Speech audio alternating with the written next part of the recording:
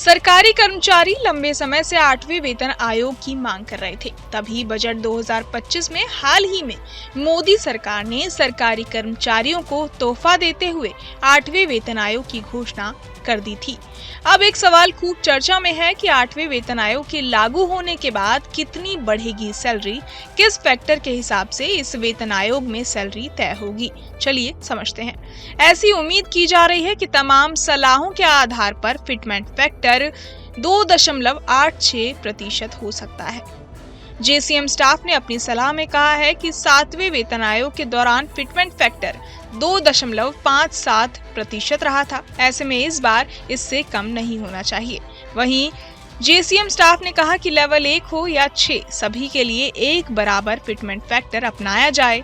आपको बता दें कि 7वें वेतन आयोग के दौरान लेवल 1 के लिए 2.57% फिटमेंट फैक्टर रहा था, लेवल 2 के लिए 2.56%, लेवल 3 के लिए 2.67%, लेवल 4 के लिए 2.72% फिटमेंट फैक्टर रहा था।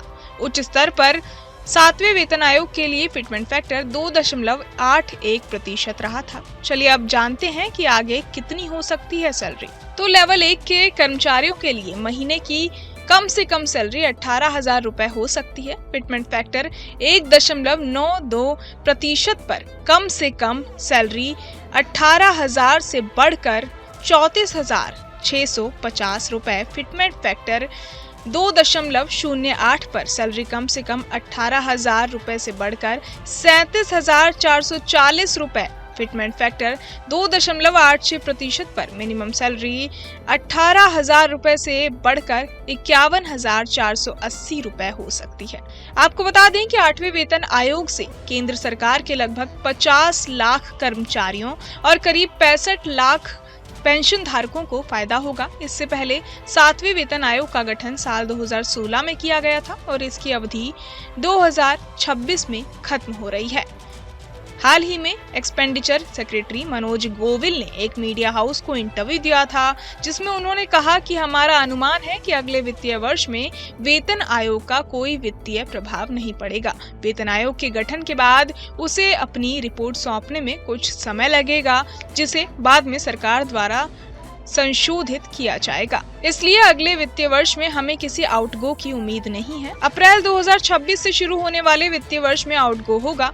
इससे पहले राज्यसभा में एक सवाल के जवाब में वित्त मंत्रालय के केंद्रीय राज्य मंत्री पंकज चौधरी ने भी बताया कि सरकार ने आयोग के गठन को मंजूरी दे दी है और इससे जुड़े दूसरे पहलुओं के बारे में भी निर्णय जल्द ही किया जाएगा। बहरहाल इस पूरी खबर को सुनकर आप क्या कुछ सोचते हैं, हमें कमेंट बॉक्स में जरूर बताएं और बाकी तमाम खबरों के लिए सब्सक्राइब करें न्यूज नेशन। न्यूज नेशन अब व्हाट्सएप पर खबरों के ताजा अपडेट के लिए न्यूज नेशन के इस QR कोड को स्कैन करें।